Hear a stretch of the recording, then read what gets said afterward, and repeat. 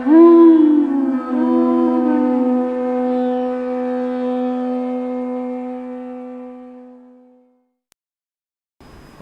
Namo Bhagavate Vasudevaya. Om Namo Bhagavate Vasudevaya. Om Namo Bhagavate Vasudevaya.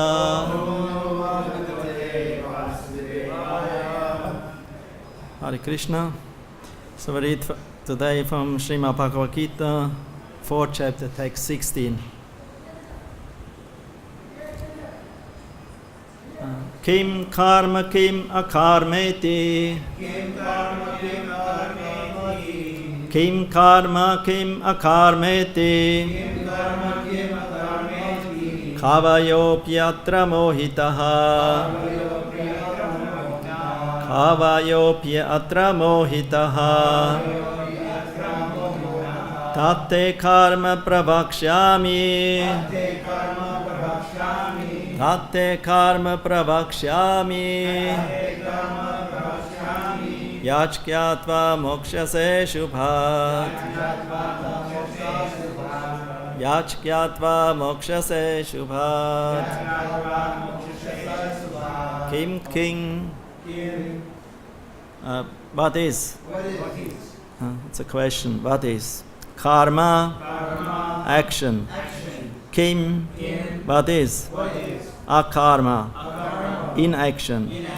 Iti. Thus. Kavaya. The intelligent. Api. Also. Atra. In this matter. Mohita. Are bewildered. Tat. Tat. Te. That. Te. See, you learn Sanskrit, I learn English from you. Te. Unto you. Karma. Work. Pravakshyami. I shall explain.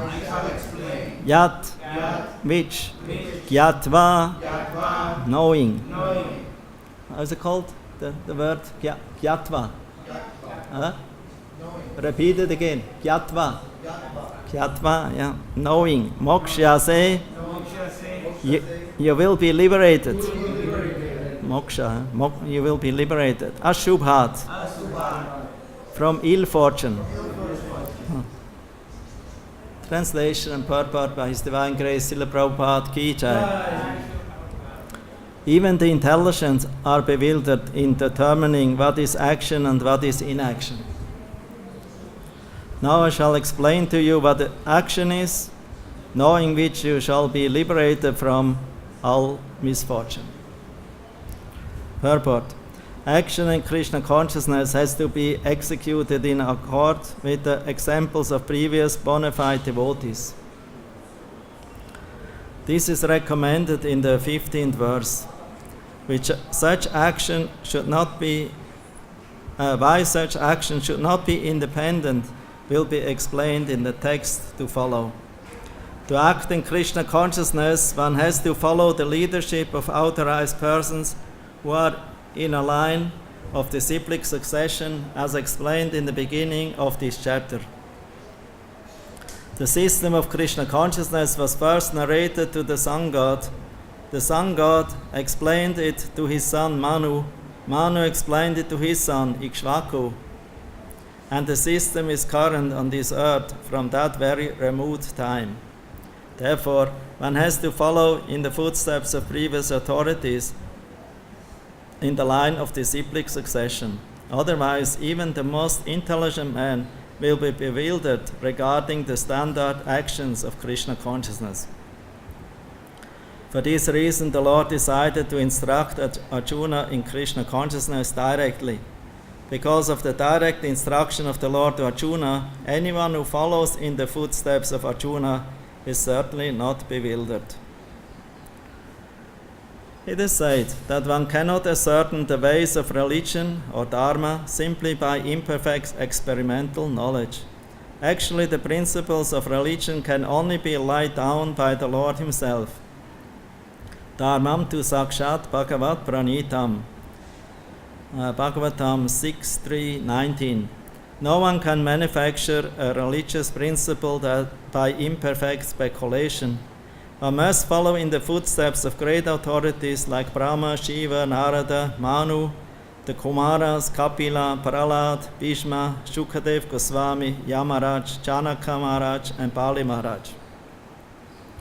By mental speculation, one cannot ascertain what is religion or self-realization.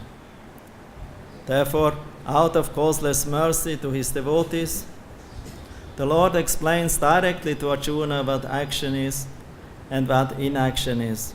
Only action performed in Krishna consciousness can deliver a person from the entanglement of material existence.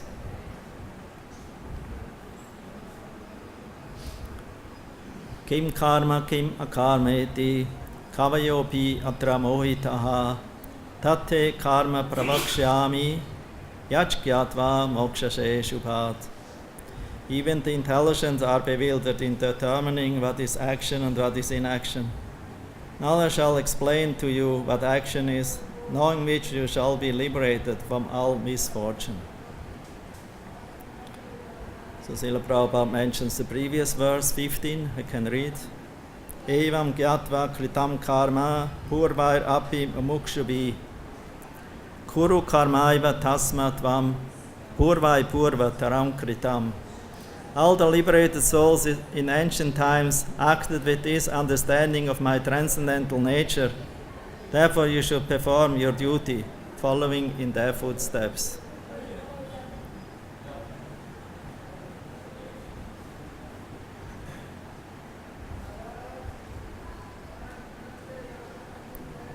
And before that, Krishna says, there is no work that affects me, because Krishna is always in the transcendental position.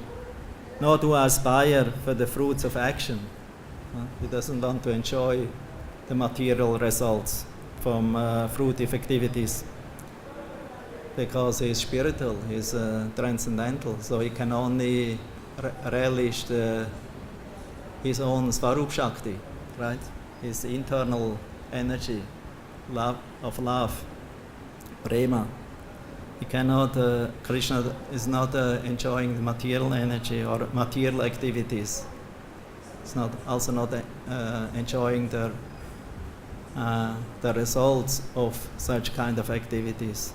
Therefore, Krishna, when he comes to the material world, he doesn't come to get some gain here, to get some results, some enjoyment. He comes to deliver a message, to reveal knowledge. In Chatusloki Bhagavatam, Prabhupada mentions in the purport of Chaitanya Charitamrita, Adi Lila, to that verses, that there are four aspects the Lord reveals. The first one is Jnana, second is Vijnana, the third one Tat Anga, and the fourth one Rahasya, Tat Rahasya. So this one has to understand about the Lord's activities, because if one understands that the Lord's activities are purely transcendental and not that he is not influenced by the material energy, it's like a spider. Material example is given before the Chatusloki Bhagavatam of a spider. He's an insect, but he can make a very powerful web, invisible for the insects, for the mosquitoes and flies who fly in it, so they become entangled. But the spider itself is not entangled in it. He can freely move in and out of that web without becoming influenced by it. Although it's produced by his own energy, it is maintained by him. It is he's free in it, and he can anytime give it up and make a new one without becoming attached to it. This is a material example. So what to speak of the Lord? from him aham sarvasya prabhava, so many energies, so many manifestations are taking place in this material world and also in the spiritual world. But in the spiritual world, the Lord only enjoys and is acting. And when the Lord comes and he acts in the material world, he's not coming to imitate the fruitive workers of the conditioned souls, the jivas, who are entangled according to their three modes of material nature in a respective body of a human being, in the mode of tamaguna, rajaguna or sattvaguna. So therefore Krishna says, one who understands this truth about me also does not become entangled in the fruitive reactions of work. So we have to understand the Lord's activities. Janma karma jamedi evam yo veti tatvataha. We have to understand it in truth. That the Lord's activities are always transcendental. His appearance, his activities, and also his disappearance are always transcendental. They are not influenced by the tamaguna. Because tamaguna, although it is his energy, it is not his internal energy, it is darkness.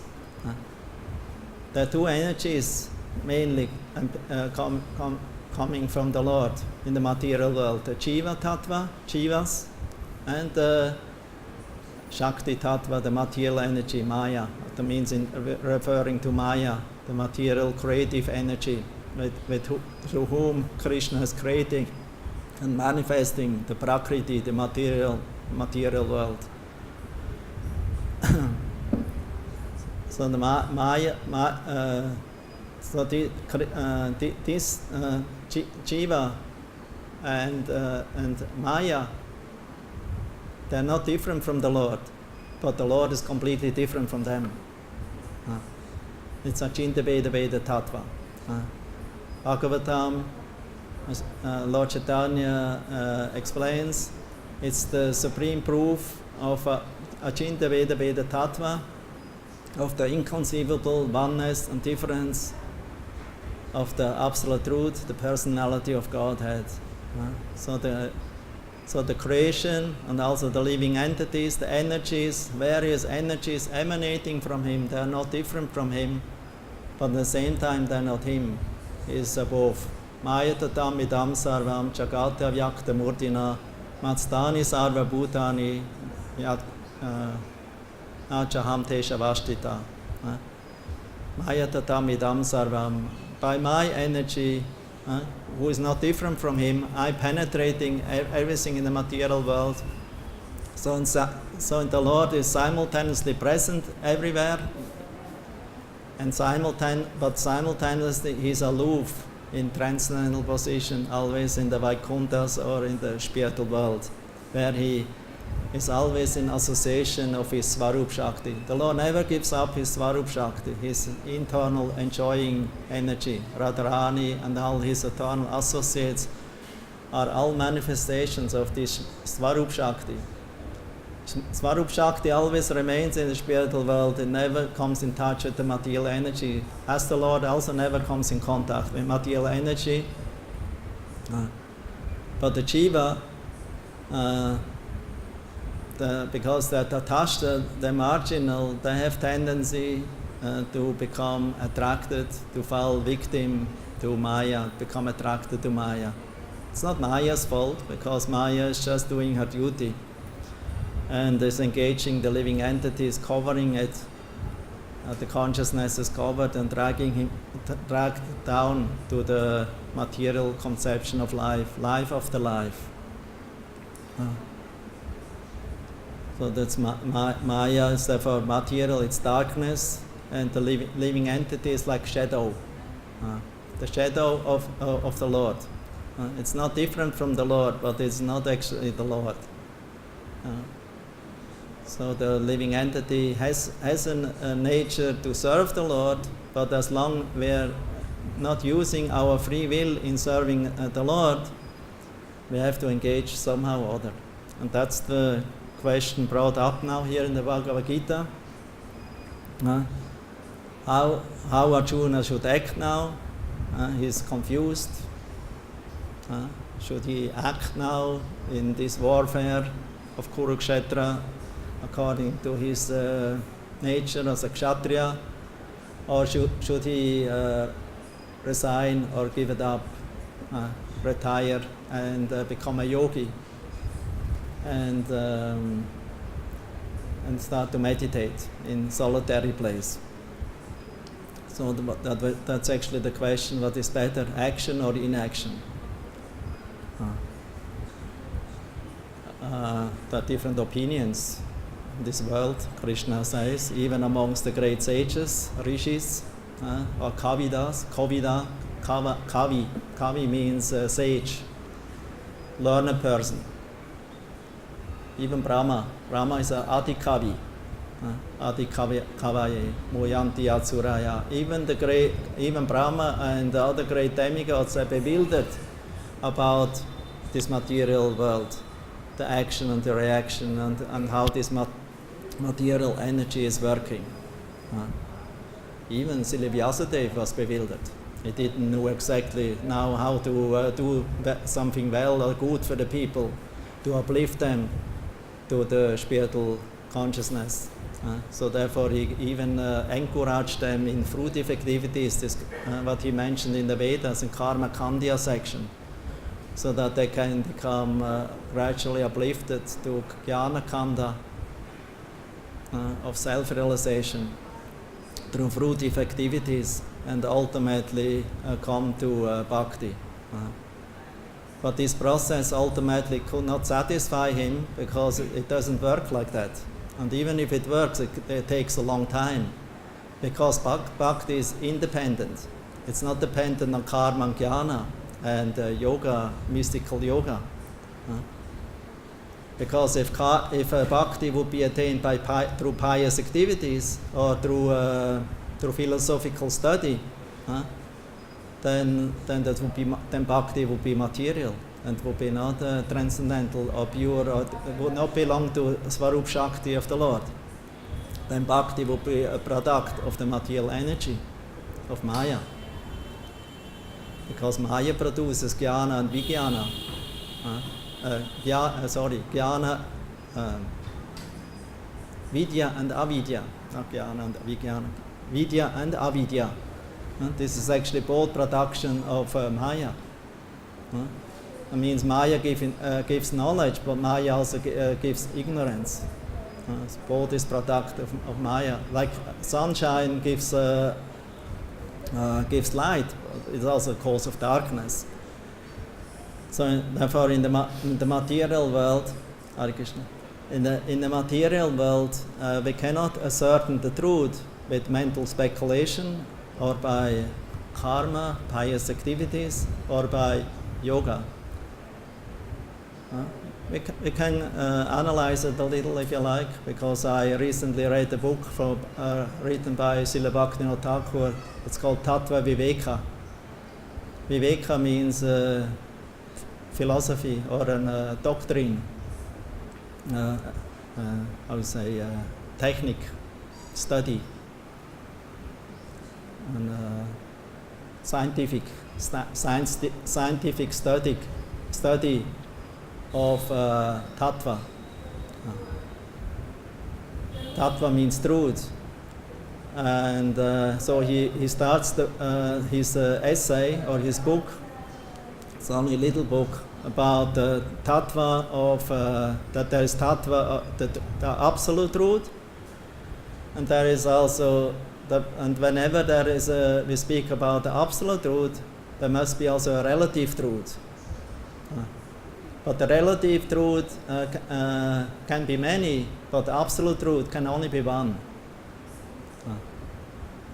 Relative truths are only existing in the material world in relation with Krishna, because it's the absolute truth.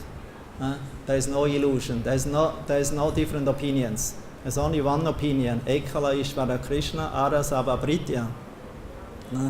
Krishna is the supreme personality of Godhead, and everyone is his, and he's the supreme enjoyer, and everyone is his servant. Giving him pleasure, serve him. So that's the only truth. And this truth was actually revealed to Brahma, because Brahma also seemed to be bewildered in the beginning of creation. He didn't know about his purpose, because everything was darkness around him. No sunlight, had no idea. So he didn't know how to act and how not to act. And he was first scientifically looking and finding out about the source of his existence, but he could not find, because it's not possible by karma and by mind and by intellect, because they're material. Ataksi Krishna Namadi Nabhave Kraim Indriya. We cannot realize the truth by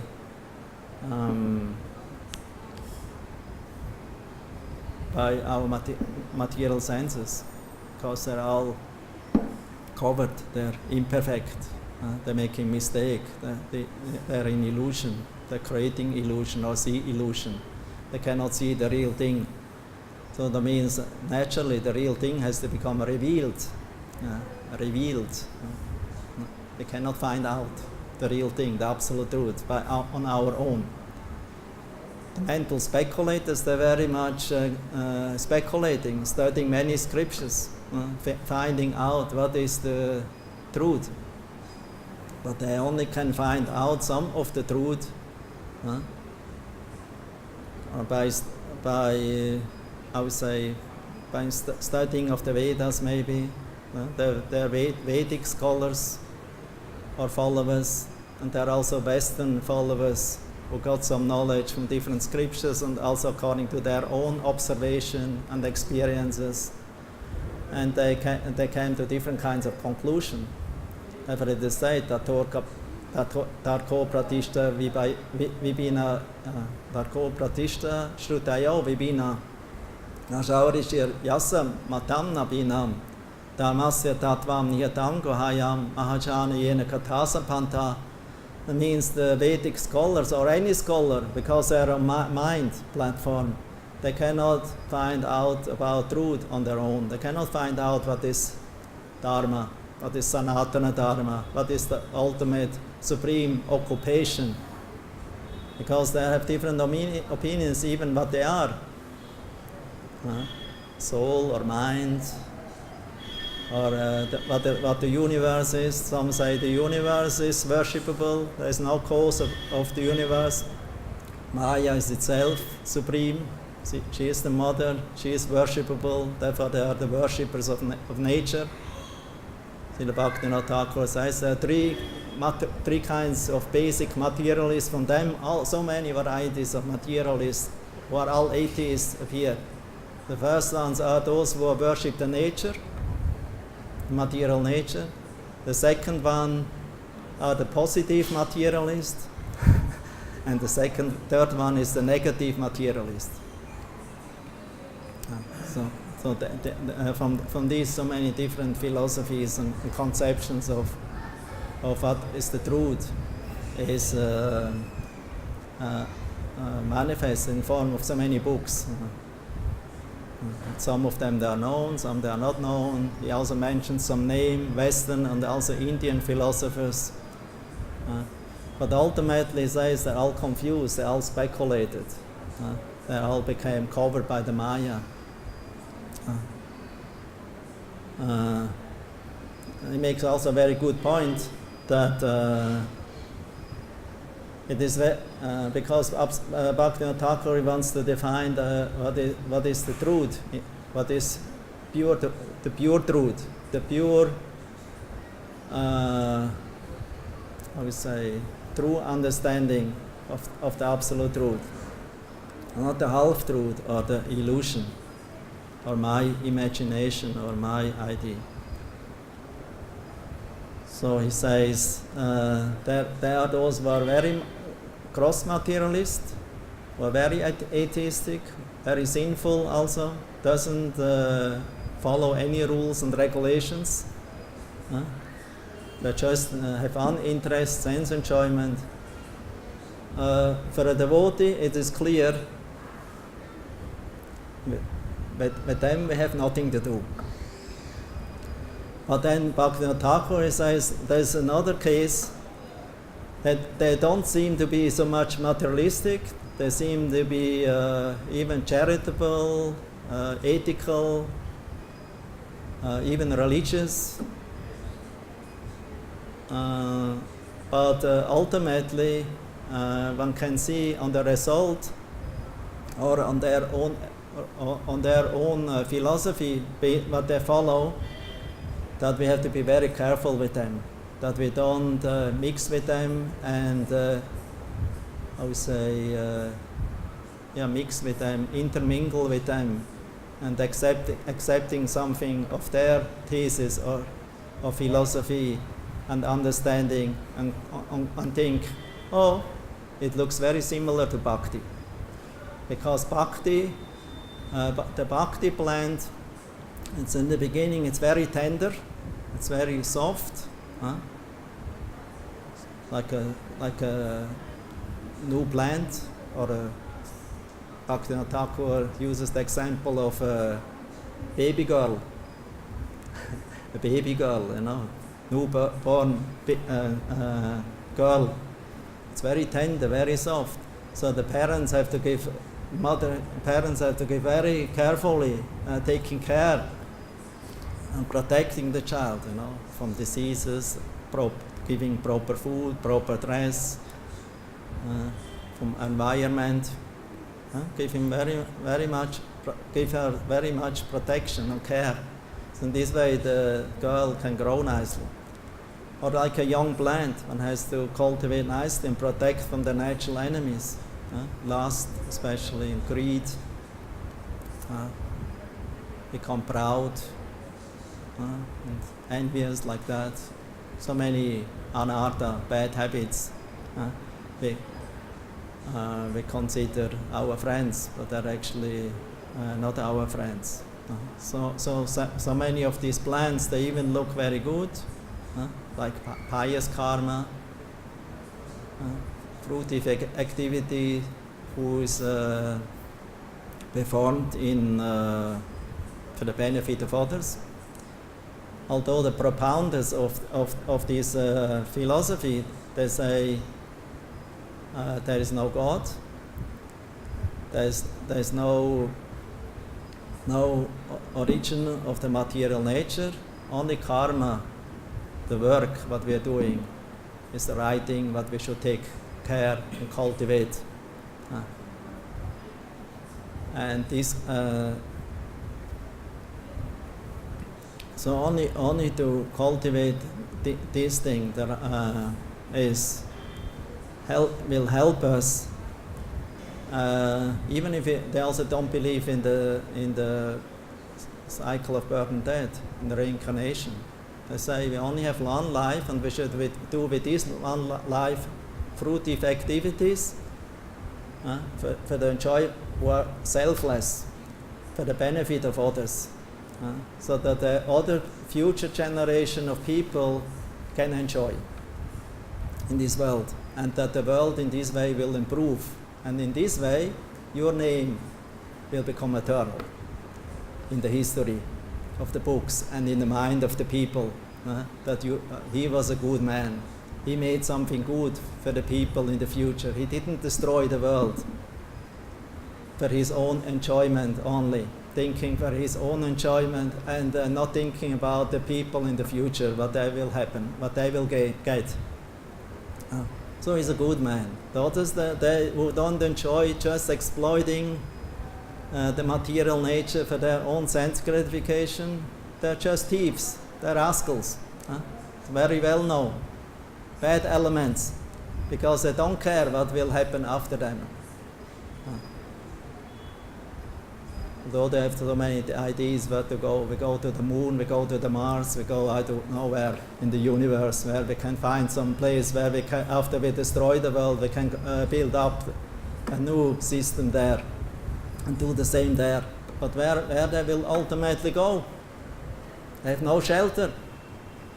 They're just driven by their own speculation and bad habits of greed, especially. They're even proud to be greedy. So therefore, opposite of those who are greedy are the selfless materialist who thinks about the welfare and the benefit of the world and the people in the future, on the long term. But they are materialists. They don't believe in the existence of God. But they act in this direction to do good, selfless. But Bhakti-yoga Thakur says ultimately there's no real selflessness, because even they do it for their own sense gratification and for their own benefit, selfishness. And they say, what you have against selfishness? Because everyone is selfish. Even the spiritualist is selfish. Because he thinks about his spiritual identity and relationship with the Lord, with his Svarup. So he's also selfish. But here we can see the basic of this selfishness is material selfishness, not the spiritual self. The material selfishness is bad, although we all have to be selfish, but you can be selfish for your own enjoyment, or you can be selfish for Krishna's enjoyment. So we cannot give it up, selfishness. We have to act for the benefit of our ultimate self, the soul, not the body, because the body, we know it will fall apart after some time. But the soul is eternal, and his Svarup, Nitya Svarup, is to be a servant of Krishna. So that's his eternal function. And to act in such a way, it's selfish, to save yourself. Like as Prabhupada says, save yourself first, then you can save others. How to think about your relationship with Krishna and how to serve him, and how to attain a relationship with him also in the spiritual world. It is selfish, but this selfishness is better than the material selfishness. So real selfless personalities is practically not existing, and it's actually also not wanted, because selfless is neutral. We have to be selfish, that then we are persons. Only impersons, they have a neutral relationship and can be unselfish, unattached of anything. But a devotee can be so much attached and so much selfish, or have an ambitiousness. Like Srila Prabhupada, he said, I was very ambitious to serve Krishna and to please my Guru Maharaj's instructions, and to fulfill the mission of my Guru Maharaj and Sri Chaitanya Mahaprabhu. I was ambitious.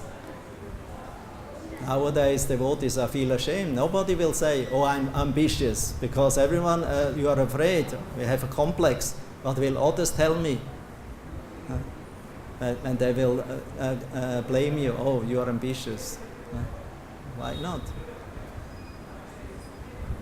What is the opposite of ambitiousness? Do nothing. Just be detached. No activity. And therefore, Bhakti-yoga Thakur, that's the third materialist, the negative one. He negates everything. Okay, material world, we have experience, there's so much suffering, so much unrighteousness, it's so much imperfection. So give it up. And they commit spiritual suicide. Buddhist. So they become Buddhist. To become Nirvisheshavadi. Nirvishesha, Sunyavadi, actually Sunyavadi. Sunyavadi means Buddhist.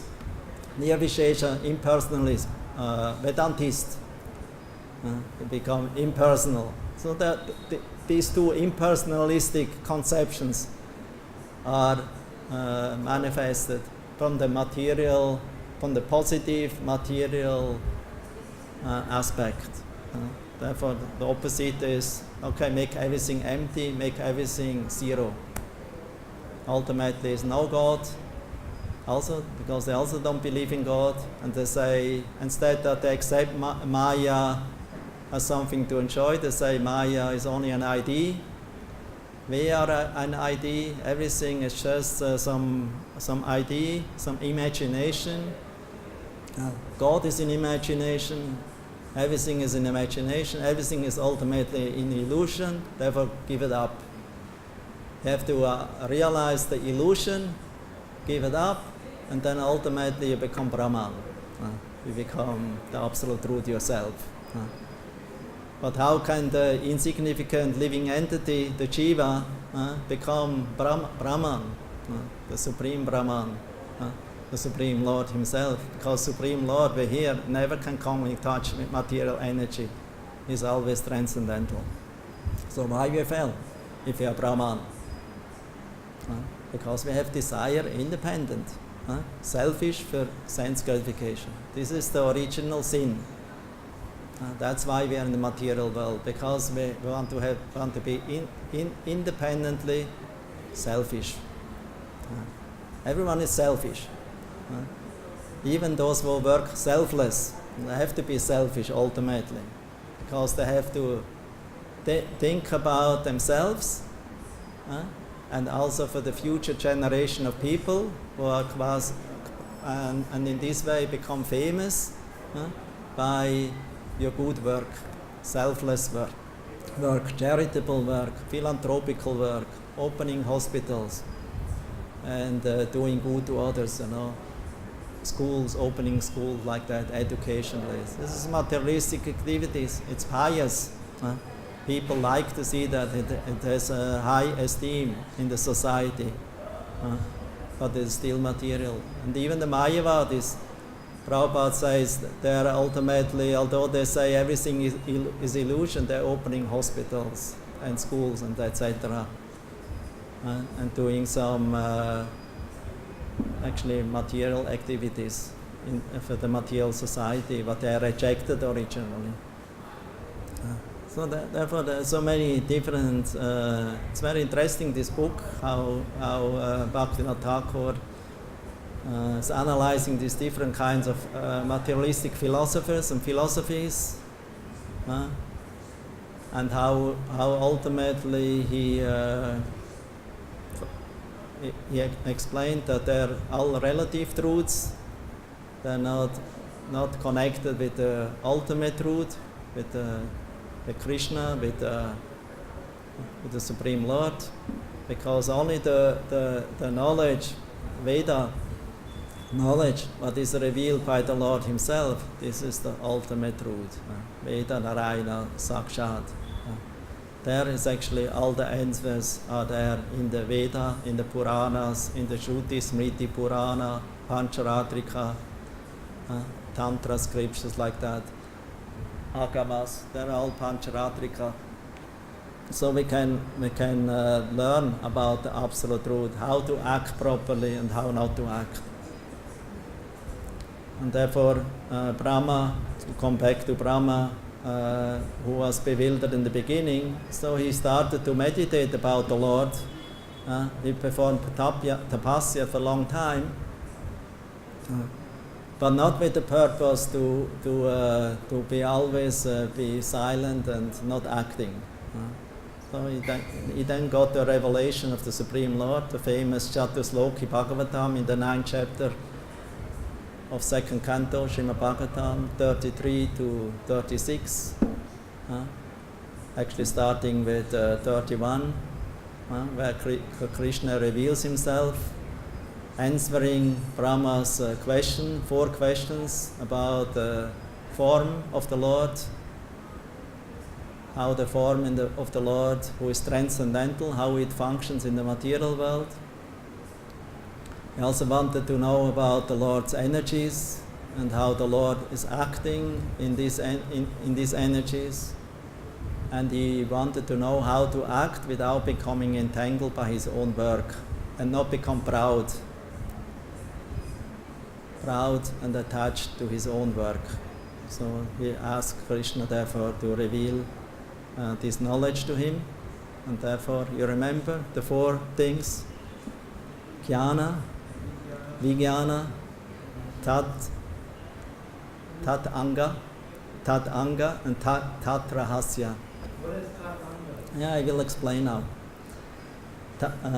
First we speak about what is it? Gyan. The Gyan about the personality, about the Lord. This is called Sambandha. Therefore, the first two verses from the Chatusloki, text 33, Aham eva sam eva gre, beginning with that, and the second one, they establish a Sambandha, our relationship with the Lord. Who the Lord is, that He is actually a form, and that He always is existing in the beginning of the creation, during the maintenance, during the creation, and after the creation. Krishna says, only I remain. And of course that means also His eternal associates and His abode also remains, because they are not material products. So it means in the only Krishna and all His paraphernalia and associates and Dham, this is eternal. This is Aham, and He repeats Aham 3 times. Aham eva sam eva gre. 3 times He repeats, it's me who is in the beginning, who enlightened you, Brahma, and who created this universe, manifested the universe. There was no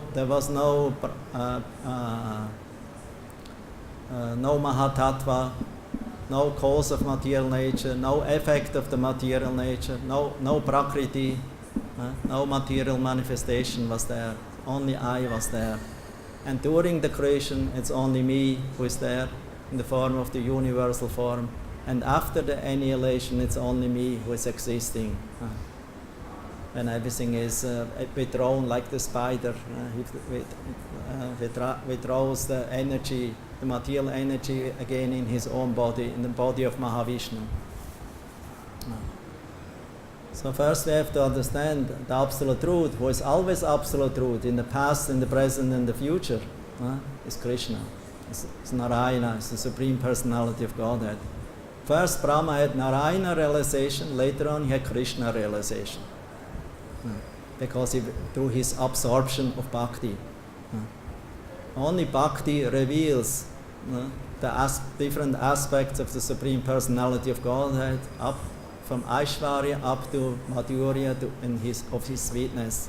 And therefore, due to Brahma's sincerity, the Lord revealed Himself and revealed to him this confidential knowledge. This confidential knowledge is called Rahasya. Actually, and it's Guyatamam. Haribol. Guyatamam. It means it is very confidential, and Tat Rahasya means it is mysterious, mystery. That means it is bewildering.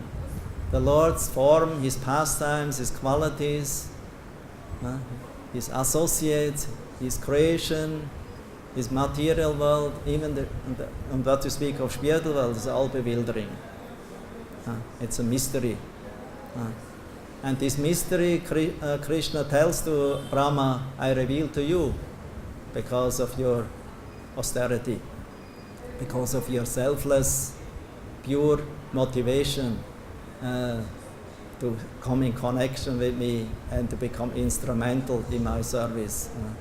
Therefore, I reveal to you everything what you need to know to empower you and to give you the full conviction of your future service to recreate the universe with all the living entities. So this is my mercy to you. Mercy. Anugraha. Anugraha means special mercy, very great mercy the Lord is giving to His dedicated, surrendered devotee. He doesn't reveal it to the materialist. Therefore Krishna, Vishwanath Chakravarti Thakur says, therefore Krishna only spoke the verses of Bhagavatam, 4 verses. So the materialists will not understand. For them it is a cloud, it is a puzzle, it's a mystery. But for a devotee, the mystery is revealed by the Lord's mercy, because the devotee has a service attitude. And because Brahma had a service attitude, therefore the mystery of Krishna and his and everything what comes from him was revealed to him. So therefore the first two verses, they speak about Sambandha, then the fourth verse in the Chaitanya Charitamrita 25th chapter, Lord Chaitanya gives the verse number 4 of the Chatusloki as number 3.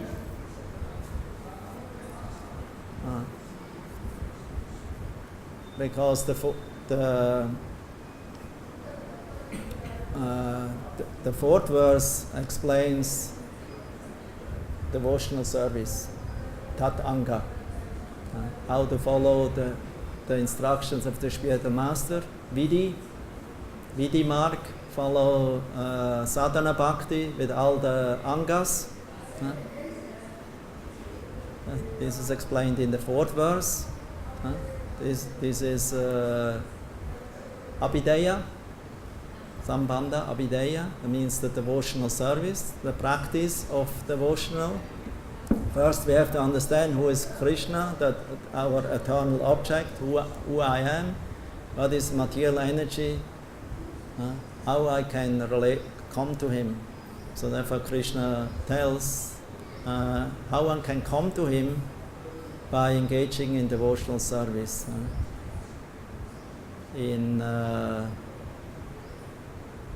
by engaging our body, our mind, and our words in devotional service according to the direction of the spiritual master. That's also in this fourth verse, Tat Vidhi Pranipatena Pariprashnena Sevaya Upadekshanti Te Jnana Jnaninas Tattvadashana. We have to approach the spiritual master asking questions in a service attitude. And then the self-realized person can reveal it to you. He can reveal to you the process how to act without becoming entangled in action. Those who want to renounce, want to act in this world, even selfless or in a negative way, selfish, both are materialist, both are entangled. Because there's the negative attached materialist. He says, don't consider any reaction for your activities. There's no God. Just enjoy. By hook and by crook, by begging, borrowing, stealing, there's no reaction. The main thing, enjoy. And he recommended to eat ghee or ghee products. Although they may be very expensive on the market, try to get somehow the ghee to enjoy life. So he was a great negative materialist with sinful propensities to enjoy by begging, borrowing. The main thing to enjoy.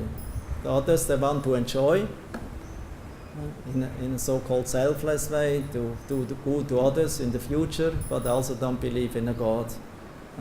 So they are also attached. That has no value ultimately. And those who want to extinguish their existence materially and spiritually, just merging, this is also not a solution. Buddhists want to merge. They're known as non-Vedic, atheistic, although they also have a personal aspect, but this is only a trick. It's not, ultimately it's impersonal.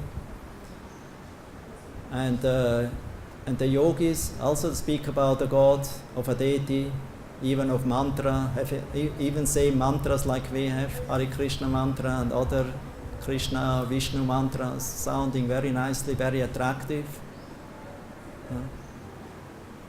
But the ultimate goal is merging, not in Brahman, merging in the body of Vishnu. And this is worse than Brahman merging. So therefore Patanjali, Bhaktivinoda Thakur explains, Patanjali seems to be theistic in the beginning, very even devotional, even has items of bhakti in it, but in the end you don't hear anything of bhakti anymore. It means I have no information of what happened after liberation. It means merge. He merges. And for this kind of meditation, the God is to create an imaginary God or some God temporary, but ultimately it's not God we have to serve eternally by bhakti, by devotional service, by hearing, chanting, remembering. They're concocting and say, we only use it as an instrument to attain, as a means to attain the goal. But in the end we reject it. Then we merge, either in Brahman or in the Purusha, Mahavishnu merging, and becoming light particles dancing around his body or entering in his body. That's the goal of the yogis. Therefore, therefore Bhaktivinoda Thakur also says that the yogis, they actually don't meditate about the transcendental meditation. They're not on the transcendental platform. That's also imaginary. Their liberation is vimukta manina. It's imaginary because they're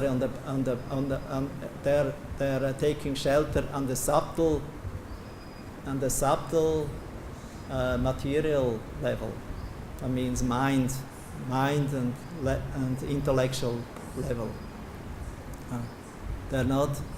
They may be free of the bodily concept, gross body, but they are not actually transcendental. They are only on the subtle platform. And if you are on the subtle platform of meditation, then you are not free. You're still in the material world. So real freedom, therefore, real mukti is to engage in devotional service. That's the only way how one can attain supreme liberation, real liberation, to engage in pure devotional service. Even in the beginning with some mixture of karma, jnana, yoga, but ultimately we have to come free of that and come to the pure devotional service. Because if we are engaging in karma yoga, jnana yoga, and mystical yoga in a relation with bhakti, and we sell it as and present it as pure bhakti, Shuddha bhakti, this is a cheating. That's kaitava dharma then. With such kind of association we have to be very careful that we don't associate with people who pretend this is pure devotional service, but they're actually engaged in karma, jnana and other ideas in the name of bhakti. With materialistic people, it's clear to not associate, but with other who are not very clear about their siddhanta and goal and motivation of devotion to the Lord, has to be careful so that we will not become polluted by association. It's like associating with sweet rice in touch with a snake, poisonous snake.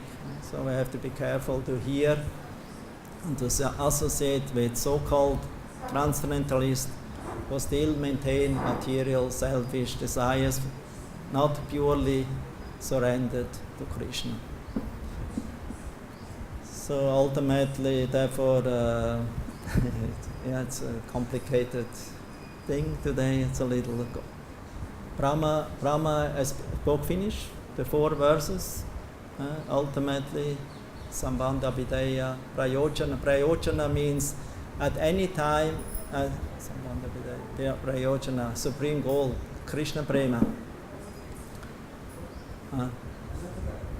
The 4th verse explains in every time, in any place, in any circumstances, directly or indirectly, we should engage in devotional service and the practice of the angas of bhakti process, 64 angas. and reject that what is unfavorable indirectly, and directly accepting that what is favorable. Anukulena Krishna Shilanam Bhakti Rutamaya. And at any time, in any places and circumstances, it means it is for everyone. It's not dependent on a nation, religion, color of the skin, or nationality. Everyone, at any time, any place, and any space. That means all over the universe. Krishna says they should take up this process of sadhana bhakti. And then in this third verse, this is Sambandha Vidaya Prayojana, the prema, that like the sky or ether is outside of our body and inside of our body. Similarly, Krishna, the Supreme Lord, is simultaneously inside of us and also outside of us.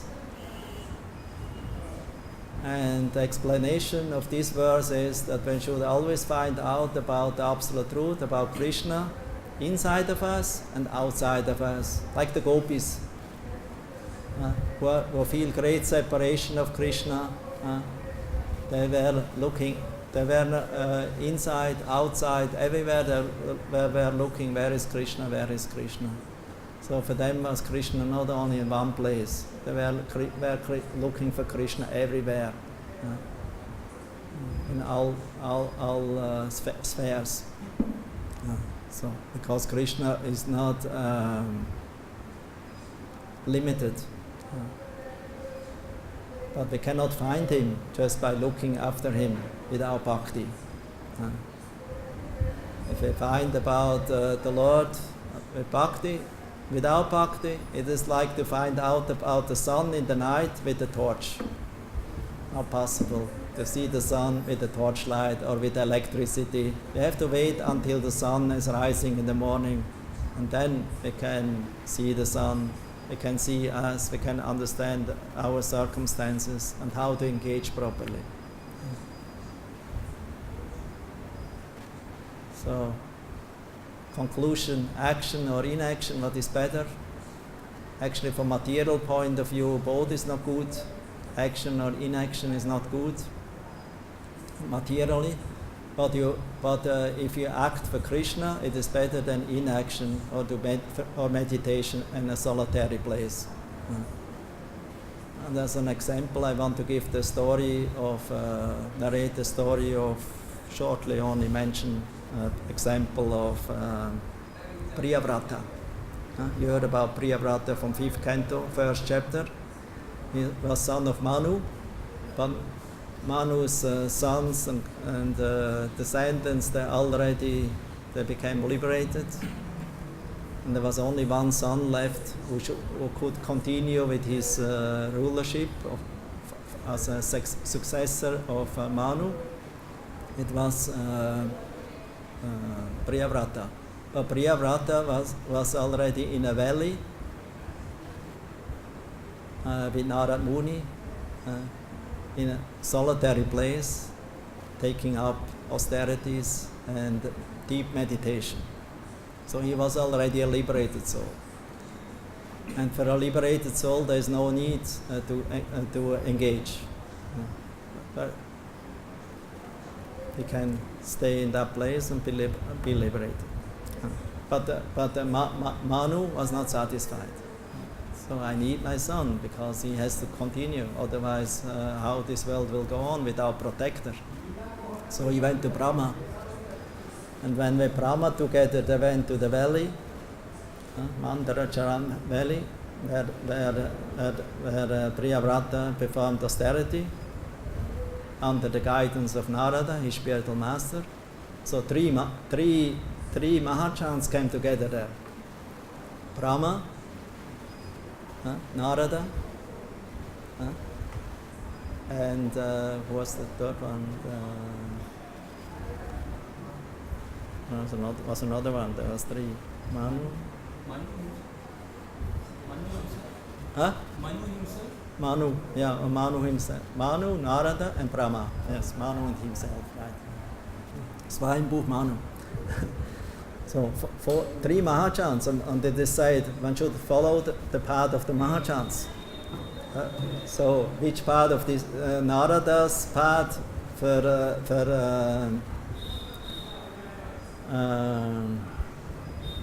Priyavrata was different than what Manu and Brahma had in idea for Priyavrata. So ultimately one has to follow the superior Mahachan. And the superior Mahachans of three Mahachans was Brahma, because he was the father of both of them. He was superior, he was the guru from all the demigods and all the sages. So Brahma. So Brahma, he told to Priyavrata, who respectfully, in the service attitude, rise from the seat. He was not maintaining his in a pseudo way, pretending I'm meditating now before Brahma. So he immediately rise with Narada together and offer respect to Brahma, because he's superior, he's Param Guru, so we had to offer respect.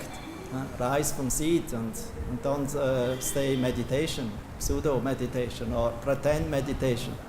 So you have to immediately offer respect and be ready to accept advice, instruction from him. So Brahma says, my dear boy, Priyavrata, we cannot attain liberation or perfection of life, the lotus feet of the Lord, just by renouncing the world. Example is given: if you leave your job or your family in the city and you enter forest, you take all your senses with you. And Brahma says, these senses you take with you, who are with you, are like 6 co-wives. You have 6 co-wives in the forest. Your mind and 5 senses: eyes, ear, mouth, skin, feeling, like that. Nose. So we have 6 co-wives who are always agitating us. Enjoy this, enjoy that, in 6 different ways. So, what kind of meditation you can do in the forest? So he therefore recommends, not to stay in the forest, because if you are engaging in devotional service to the Lord, and even if you are a grihasta, even if you are a householder, you're engaging all your senses and mind in Krishna service, in devotional service, then you are liberated soul, and then you can stay everywhere. In the forest or in the material world, you can travel, you can perform different functions and occupations without becoming infected by it. Prabhupada gave an example of North Indians who come to Bengal to work or to settle there, from Himalaya states. And so there's a saying: so when you come to Bengal, you take all your fortunes with you. You bring all your fortune with you from that place where you are. So that means your good and your bad karma and habits you take with you to the new place. So therefore we can accept or practice Krishna consciousness at any time, place and circumstances. As soon we have opportunity to receive this process, we should take it up. That's recommended by Brahma himself in the 14th chapter to the prayers to Krishna. This famous verse that one can stay in whatever place you are, in Varna and Ashrama, and engage with your body, mind and words in Krishna's service. Then you are a liberated soul. Then the Lord will become subservient to you. He will become conquered, Ajit. He will become conquered by your devotion. So, therefore, the only activities is what brings auspiciousness in this world and also in the future, and also for the people in this world, not only for yourself, also for others, is to engage in pure devotional service, in bhakti, pure bhakti, for the pleasure of Lord Krishna, because Krishna is situated in everyone's heart. He's the supreme Lord and well-wisher, so if you can please him, then we and everything around you become pleased. Tasmin tushta jagat tushta. So therefore Krishna wanted to will further explain to Arjuna about his opinion, what is real action. Many sages have confusion, even Brahma had confusion, how to act properly, even Vyasadeva was confused, and how to prescribe the proper activities for the people in Kali Yuga. Therefore, by the mercy of Narada Muni, Srila Vyasadeva got enlightened with Bhagavatam, Siddhanta of Bhagavatam. Brahma received it in 4 verses. Narada spoke it in more realized way and extended the Bhagavatam to Srila Vyasadeva, and he requested Vyasadeva to expand the Srimad Bhagavatam according to his own meditation and realization for the benefit of the people in Kali Yuga. And in this way, Srila Vyasadeva, in his trance, he could completely understand the proper tattva, the supreme, the Parama Purusha. Maya was hiding behind him, shadow energy or darkness, the living entities. She could not influence the Lord, who was like the sun, but living entities were fully under control of Maya.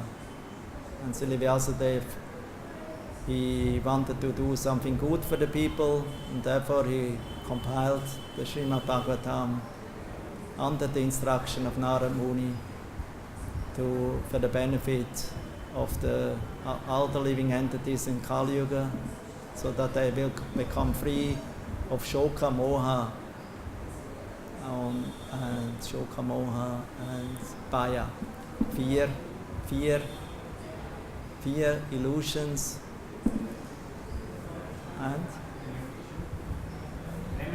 and lamentation. So everyone who takes shelter in the Srimad Bhagavatam will become free from these material enemies, because material enemies is lust, greed, anger, illusion, fear, madness. So all these will become purified by the activities in devotional service, by engaging our body, mind and words in Krishna service under the direction of the spiritual master. Okay, stopping here. Hare Krishna. You had a question? Or? No, you elaborated on it. I was talking about those... About Tatrahasya is clear, huh? Yeah. It's Tatrahasya is the first one is jnana. First we have to Tatvidi Pranipatena Praniprashena Sevaya Upadekshate Jnana Jnaninas Tatvadasha. First we have to receive knowledge from spiritual master how to act properly and how not to act. That's the first jnana. Then vijnana is the realization of the Lord as the personality in his Bhagavan aspect, and that everything is in a relation with him. This is sambandha. And then the third one is tat anga. Tat anga. Yeah. Tat anga means to follow the instruction of the spiritual master, who gives us all the different angas of devotional service in relation to the Lord. who bring us near to the Lord. And this is called sadhana bhakti. In the beginning, there's vidhi and rag. Sadhana is always important, in vidhi and in rag. Although raga is not so much dependent on the sadhana of the vidhi, still hearing, chanting, remembering, following ekadasi, vrata, all this is nitya. Vishwanath Chakravarti says this is we should always be performed. This hearing, chanting, remembering, and this kartik, following kartik, vratas, and appearance days of the Lord, and ekadasi, fasting on ekadasi, like that. This is anga. The other one is tatrahasya. It says tatrahasya. Tatrahasya means it's the mystery of prema bhakti. Prema bhakti. Because this tat anga is an anga of prema bhakti. Without knowing the goal, sadhya, prema bhakti, there's no use of tat anga. Following rules and regulations just for the sake of rules and regulations is not recommended by Rupa Goswami, So we should always have the goal in mind, prema, Krishna prema, and to engage in loving devotional service, free of attachments to karma, jnana, and yoga.